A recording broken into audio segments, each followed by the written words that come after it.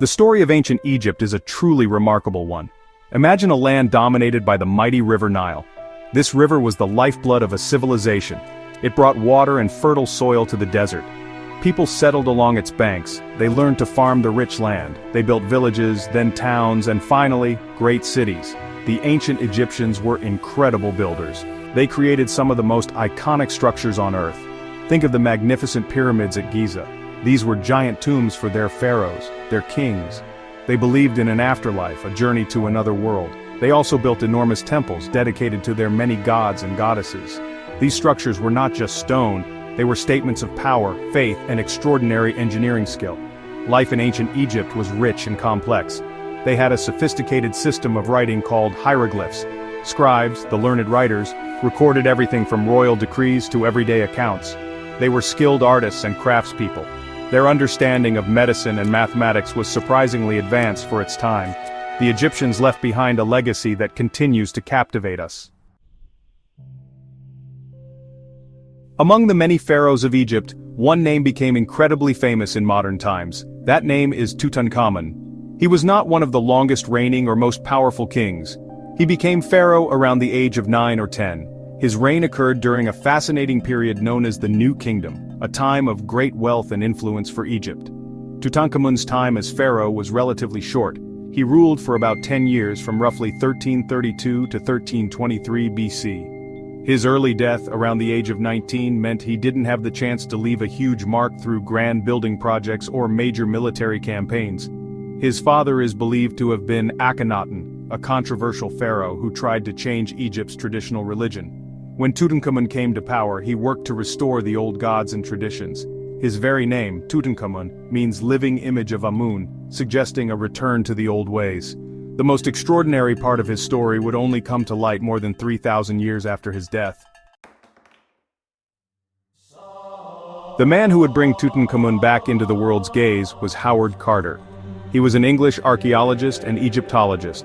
Carter was born in London in 1874. He was not from a wealthy background, nor did he have a formal university education in archaeology. However, he possessed a remarkable talent for drawing and painting. This artistic skill proved invaluable in his later career. He first traveled to Egypt in 1891, when he was just 17 years old, to work as an artist, meticulously copying ancient Egyptian tomb paintings and inscriptions. Carter was a determined and meticulous individual. He was deeply passionate about ancient Egypt. He spent years working in the field, learning the skills of excavation. He believed that there were still undiscovered tombs in the Valley of the Kings. Many others thought the valley had given up all its secrets, but Carter held on to his belief. His quest for an undiscovered royal tomb was not easy. It required funding, patience, and a great deal of luck. Carter found a patron in Lord Carnarvon, a wealthy English nobleman with a keen interest in Egyptology. It was this unwavering belief, this sheer persistence, that would eventually lead to one of the most spectacular archaeological discoveries ever made. The Valley of the Kings. A stark, sun-baked landscape on the west bank of the Nile. For centuries, this was the chosen burial place for the pharaohs. Howard Carter began his search for Tutankhamun's tomb here. He and his team faced immense challenges. The desert heat was relentless, the work was physically demanding, they had to be incredibly careful. Carter meticulously planned each season's excavation. He divided the valley into sections. For 5 long seasons, Carter's team found very little. They uncovered some minor artifacts, but no sign of an intact royal tomb. Lord Carnarvon grew increasingly discouraged. He told Carter that the 1922 season would be their last. Carter focused on a small area near the tomb of Ramesses VI. On November 1, 1922, the digging began. The workers started to clear away the rubble. Just a few feet beneath the surface, history was waiting. On the 4th of November 1922, something extraordinary happened. The workmen, clearing away debris, uncovered a step. Just a single step, cut into the bedrock. Carter was immediately alerted. He rushed to the site, his heart pounding with anticipation. More steps were quickly revealed, leading downwards into the earth. It was clear that they had found the entrance to something significant, something hidden for millennia. The team worked feverishly, but carefully. They cleared the staircase, revealing a descending passage. At the bottom of the passage they found a sealed doorway. The doorway bore the seals of the royal necropolis, the jackal, and 9 captives. This indicated a royal tomb. Carter was overwhelmed with excitement, but he knew he had to proceed with caution. He ordered the entrance to be refilled and guarded until Lord Carnarvon could arrive from England. On the 26th of November 1922, Carter, Carnarvon, Lady Evelyn and Carter's assistant Arthur Callender stood before the sealed doorway once more. Carter, with trembling hands, made a small breach in the upper left-hand corner of the doorway. He held a candle through the opening to test for foul gases. Then, he peered into the darkness, his eyes slowly adjusting to the gloom within. The small hole Carter had made offered only a tantalizing glimpse. The team carefully widened the opening to the first chamber, which they named the Antichamber. As they stepped inside, they were met with an astonishing sight.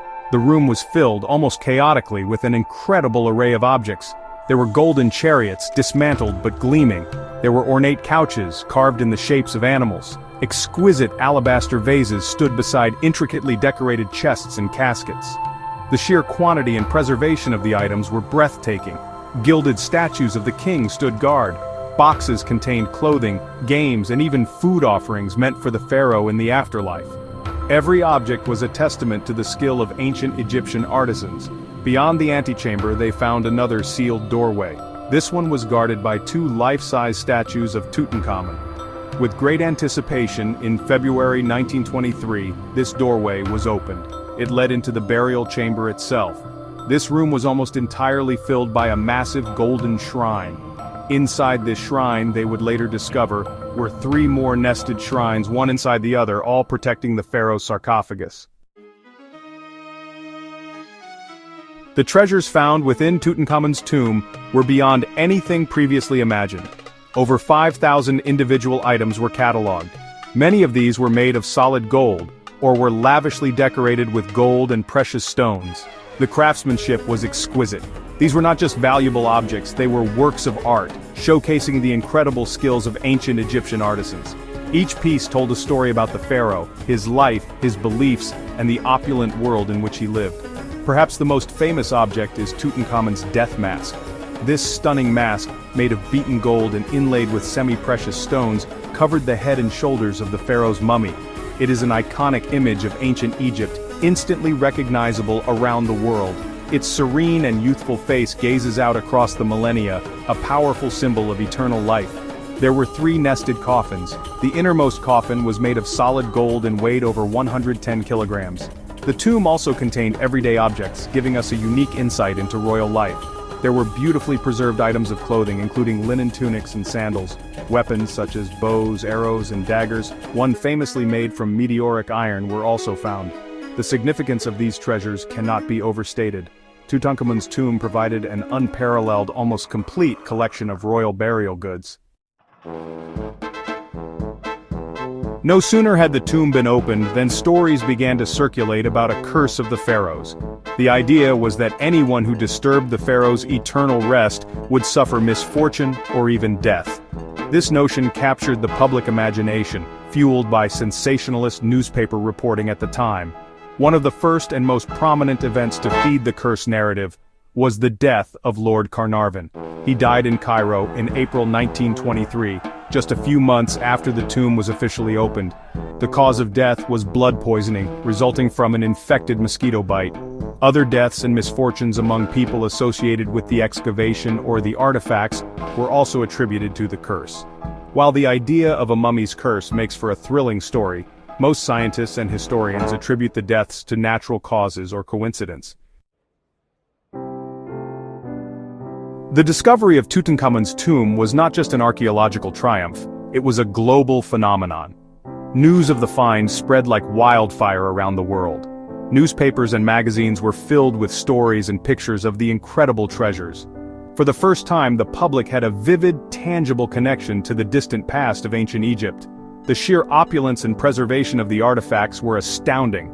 It sparked an unprecedented wave of interest in Egyptology, a phenomenon dubbed Tuttmania.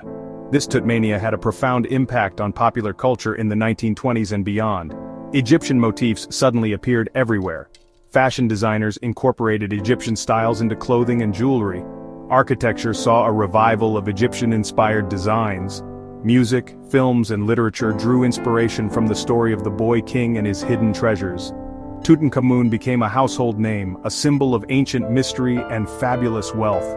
The discovery truly brought ancient Egypt into the modern consciousness in a way nothing else had before.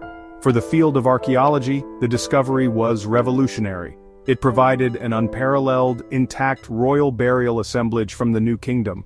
Today, more than a century after its discovery, Tutankhamun's tomb and its treasures continue to fascinate people of all ages.